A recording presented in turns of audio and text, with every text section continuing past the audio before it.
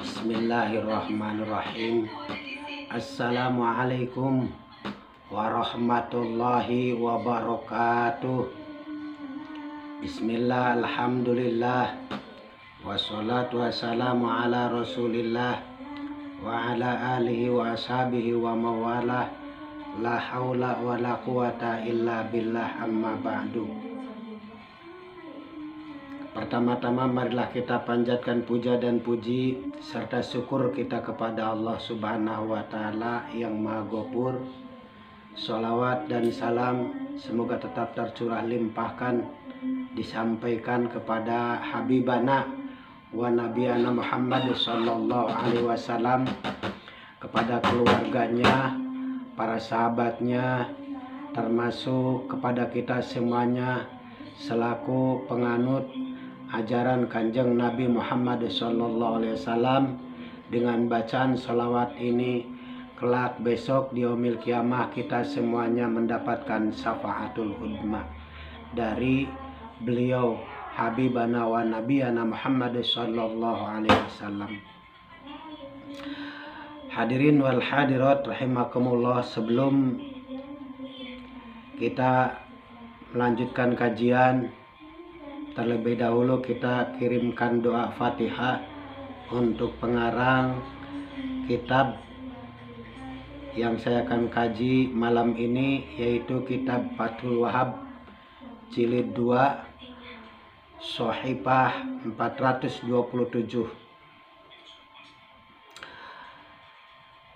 Untuk itu juga kita kirimkan doa Fatihah untuk Habibana wa Nabiyana Muhammad sallallahu alaihi wasallam, para sahabatnya, para tabi'in, para tabi'in, termasuk untuk kita semua kaum muslimin muslimat, agar kita semuanya, para pendengar dan semuanya mendapatkan keberkahan dari Allah Subhanahu wa Ta'ala. Wa ala hadini wa likulli amalin sholih ila hadratin nabil mustafa rasulillahi sallallahu alaihi wasallam. Al-Fatihah. A'udzu billahi minasyaitonir rajim. Bismillahirrahmanirrahim. Alhamdulillahirabbil alamin arrahmanir rahim maliki yaumiddin. Iyyaka na'budu wa iyyaka nasta'in. Shiratal mustaqim Suratul ladzina an'amta 'alaihim ghairil maghdubi 'alaihim waladdallin. Rabbighfir lana, amin ya Allah ya rabbal alamin. Pada kajian kali ini, dalam melihat kitab Fathul Wahhab jilid 2 Shahifah halaman 427 berkaitan dengan deskripsi masalah yang terungkap, bagaimana seorang wanita atau segenap wanita lah ikut jamaah sholat Id di masjid atau di lapangan, gabung bersama orang banyak laki-laki dan perempuan. Di dalamnya ada tafsilnya, perincian dalam memberikan penjelasannya terkait masalah wanita yang ikut sholat jamaah sholat Id, baik itu di masjid ataupun di lapangan, bergabung bersama para lelaki. Nah, hukumnya itu ditafsil, diberikan penjelasan. Berikut keterangan kitab Fathul Wahhabnya diungkapkan. Bismillahirrahmanirrahim. Wa yusanu lan den sunataken, disunahkan apa khurujul azuzi, matune nini. Azuz itu nini, nenek ya. Metu atau keluar li sholawatil aidi wal jamaati pikeun sholat Id dan berjamaah. Nah, di sini jelaskan tafsirnya itu pertama, bagi wanita ajuz, tua, nenek-nenek, hukumnya itu sunnah. Tetapi dengan catatan tidak bolehnya bersolek dan memakai wangi-wangian. Pertama itu. Bibazlatin, penjelasannya badla itu maksudnya nenek-nenek itu fisyabi mihnatiha, dalam memakai pakaian yang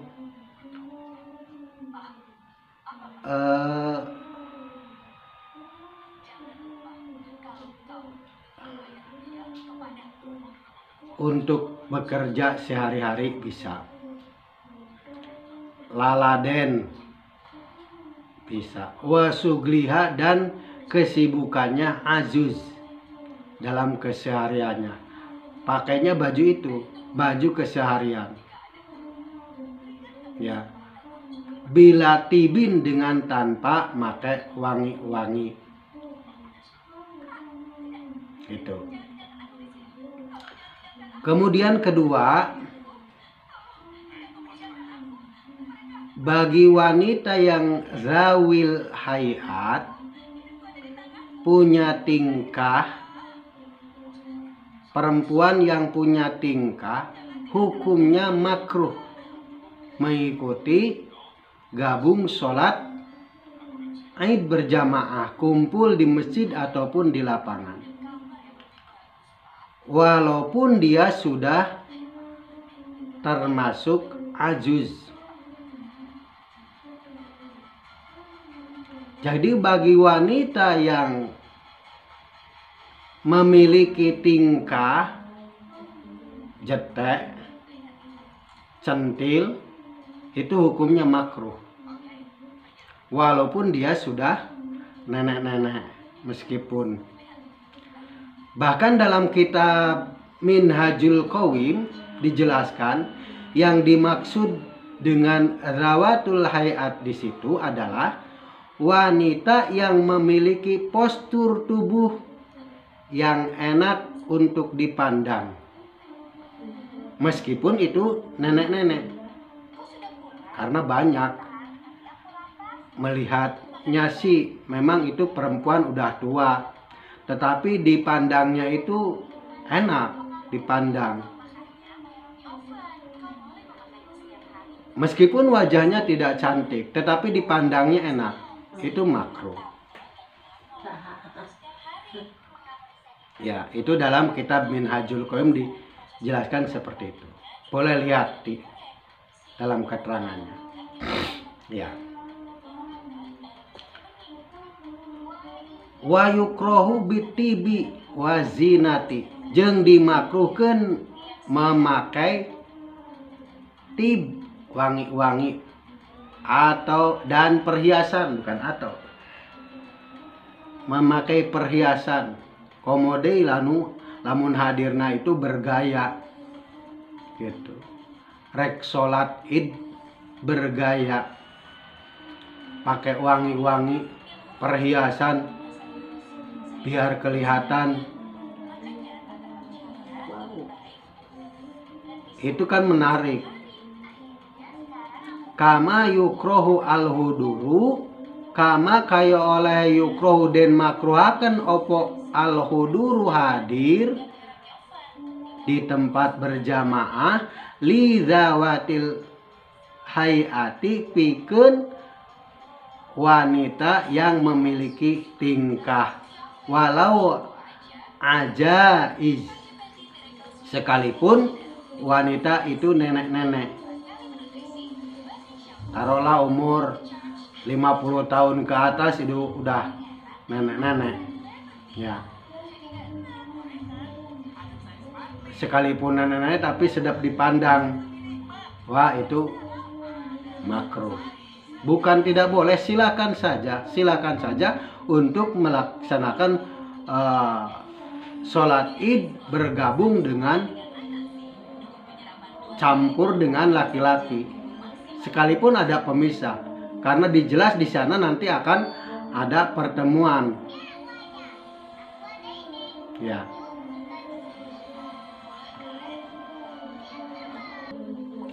Jadi yang kedua itu bagi wanita yang zawil hayat, punya tingkah, yaitu namanya karakter wanita, karakter orang. Tidak wanita saja, laki-laki juga kadang-kadang ada tingkahnya. Nah, perempuan begitu, karena kita sedang dibahasnya bagaimana wanita gabung dengan mengikuti kegiatan sholat id dengan laki-laki. Nah, kita sedang menghukumi wanita. Kalau wanita karakternya punya tingkah, maka makruh, walaupun dia sudah termasuk ajuz, nenek-nenek. Gitu. Sekarang yang ketiga, bagaimana bagi wanita yang muda, nungora keneh, yang masih muda, hukumnya makruh, walaupun mutabadzilat, ngelombrot. Ngelombrot itu artinya wanita yang asor, yang sudah tidak menarik perhatian.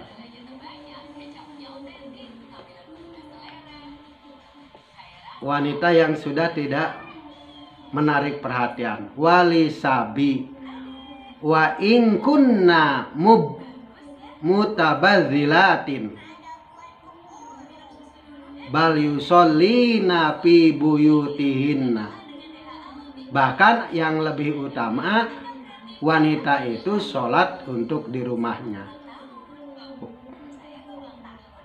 Wala ba'sa, tidak masalah, bijama'atihinna, mereka melaksanakan sholat berjamaah. Ya, itu yang ketiga. Jadi karakternya itu wanita yang masih muda tapi ngelombrot, artinya wanita yang asor, yang sudah tidak menarik perhatian.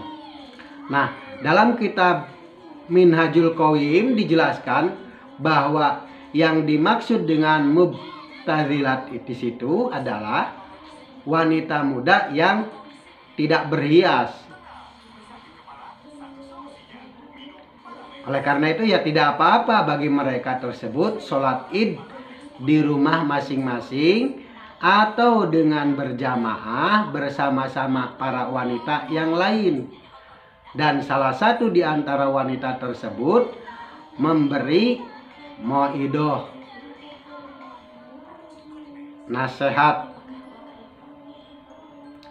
Ya. Itu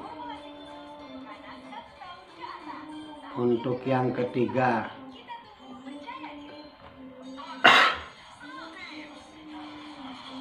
Wala bi anta adduhunna wahidatun, dengan cara mereka memberikan pitutur satu orang di antara jamaah wanita. Wa yundabu liman la yakhruju minhunna atazinu idharon li sururi.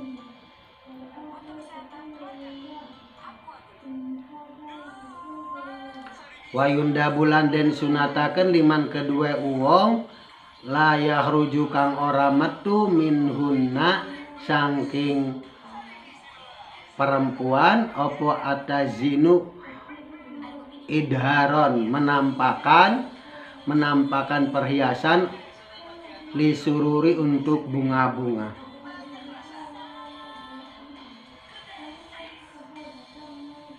Kemudian yang keempat, bagi wanita yang bersuami hukumnya boleh ikut berjamaah dengan izin suaminya tentunya.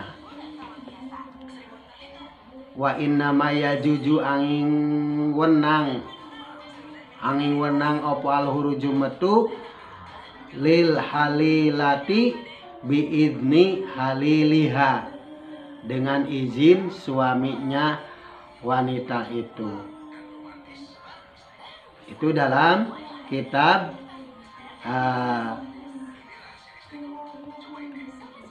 Fathul Wahhab dijelaskan terkait masalah bagaimana wanita mengikuti sholat id di masjid ataupun di lapangan.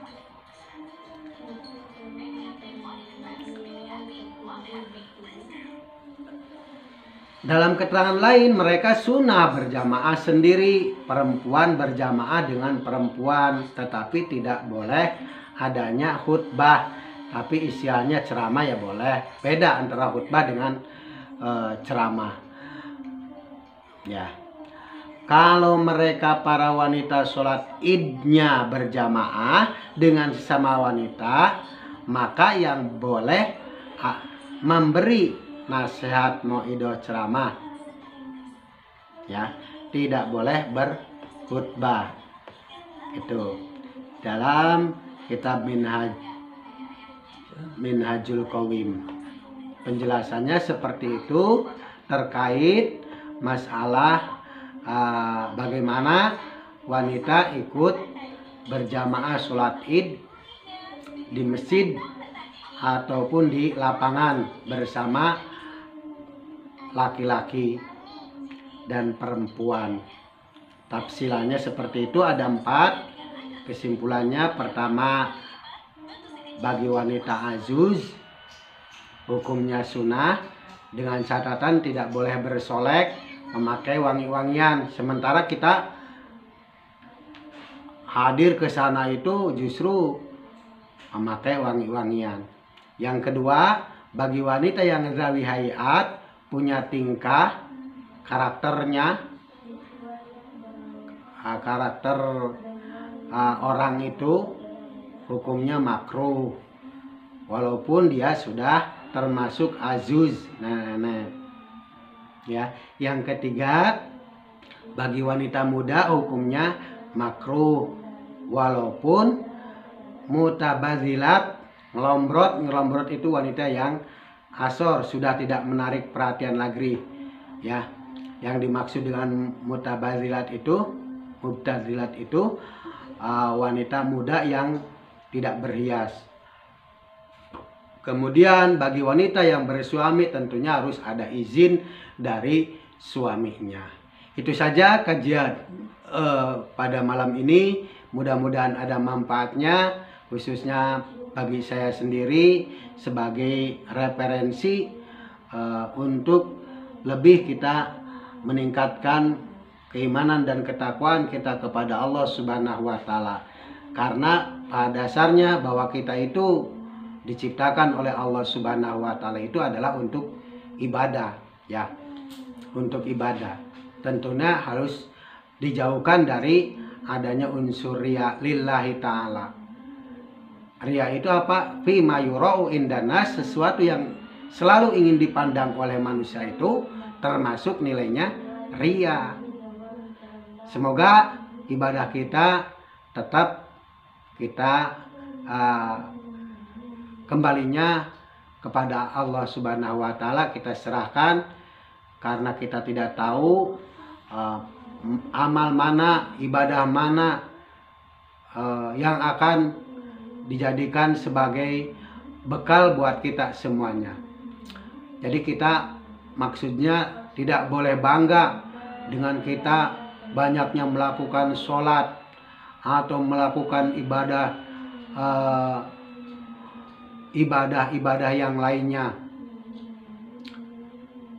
Belum mencukupi lah, artinya belum mencukupi untuk sekedar membeli surga dengan amal ibadah kita itu.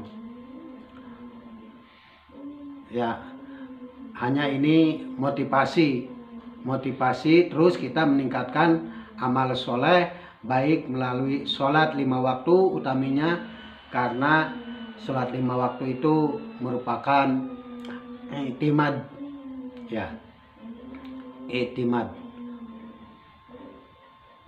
Bahkan dalam satu keterangan diungkapkan Awalu ma yuhasabu indallah hiya as-shalah. Pertama kali yang akan dihisab oleh Allah Subhanahu wa taala adalah sholatnya sebagai wadah amal buat ibadah-ibadah yang lainnya. Demikian kajian malam ini, semoga ada manfaatnya khususnya bagi diri saya sendiri, umumnya bagi para pendengar kajian channel MWC Nugar Anjay. Billahi taufiq wal hidayah. Wassalamualaikum warahmatullahi wabarakatuh.